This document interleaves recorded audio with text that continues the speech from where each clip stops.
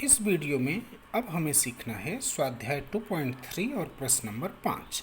और ये प्रश्न है, निम्नलिखित संख्याओं में क्रम संबंध ज्ञात कीजिए। क्रम संबंध का मतलब है कि ये दो यहाँ अंक दिए हैं, हमें बताना है कि कौन सा बड़ा है और कौन सा छोटा है, ये बताना है। तो बड़ा या छोटा बताना ही क्रम संबंध कहलाता है। सबसे पहले देखिए, दिया है 7 करड़ी में 2 और 5 करड़ी में 3। यहाँ हमें क्या करना है, जो भी नंबर्स हैं अगर वो बाहर हैं तो उनको हमें पहले पूर्ण रूप में लिख के, मतलब उसको अंदर लिख के करणी के अंदर ले जाना है। जैसे यहाँ पर पिछले प्रश्न में हमने पढ़ा था, यहाँ देखिए करणी में 250 को 5 करणी में 10 के रूप में लिखे हैं। तो ऐसे ही अगर ये है तो इस रूप को हमें इस रूप में चेंज करना पड़ेगा। उसका तरीका सिंपल सा है।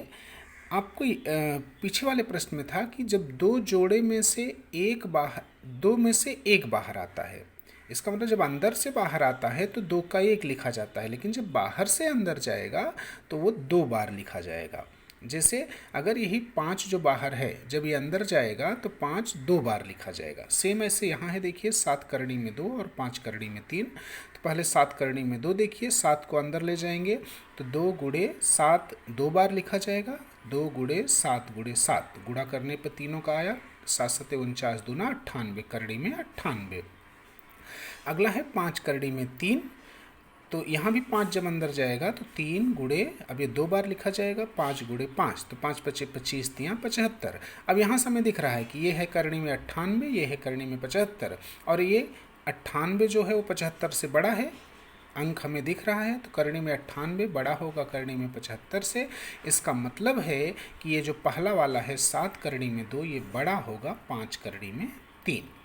सेम ऐसे अगला देखिए, करणी में 247 और करणी में 274। तो यहाँ तो डायरेक्ट करणी अंक दिया हुआ है, हमें दिख रहा है कि ये 247 छोटा है 274 से, तो हम डायरेक्ट लिख देंगे। तो करणी में 247 छोटा है करणी में 274 से।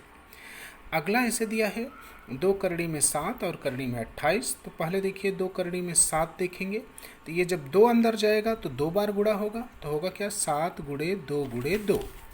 तो गुणा करने पे क्या होगा, 7 दूना 14, 14 दूना 28, और ये इस करणी में 28 के बराबर है। तो मतलब जो ये है वही अंक ये भी आ गया, दोनों सेम आ गए। इसका मतलब है कि ये 2 करणी में 7 बराबर होगा करणी में 28 के।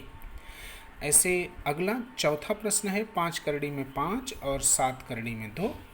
सेम 5 करणी में 5 है तो 5 जब अंदर जाएगा तो 2 बार गुणा होगा, तो ये 5 तो था ही, और ये 2 बार गुणा होकर 5 गुणे 5, गुणा करने पे आएगा 5 पचे 25, पंचे 125। और 7 करणी में 2 है तो 7 अंदर जाएगा तो 2 बार गुणा होगा, 2 पहले से है तो 2 गुणे 7 गुणे 7, तो होगा 7 सते 49 दूना 98। अब एक आया करणी में 125, दूसरा आया करणी में 98। हमें यहाँ से दिख रहा है कि करणी में 125 बड़ा है करणी में 98 से। इसका मतलब है कि 5, क्योंकि पहला बड़ा है और दूसरा छोटा है, तो 5 करणी में 5 यह बड़ा होगा 7 करणी में 2 से। इसी तरह जो अगला प्रश्न है देखिए, ये है 4 करणी में 42 और 9 करणी में 2।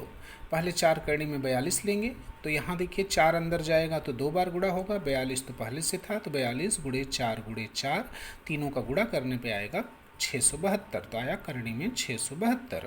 और फिर है 9 करणी में 2, 9 अंदर जाएगा तो 2 बार गुणा, तो 2 तो है ही, गुणे 9 गुणे 9, तो 9 9 81 दूना 162।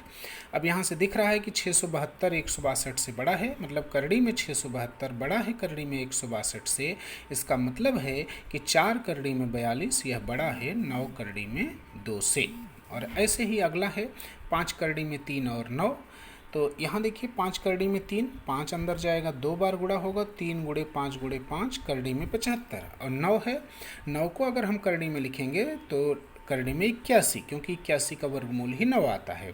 तो अब ये है करणी में 75, ये करणी में 81, करणी में 75 छोटा है करणी में 81 से। इसका मतलब है कि 5 करणी में 3 छोटा है 9 से।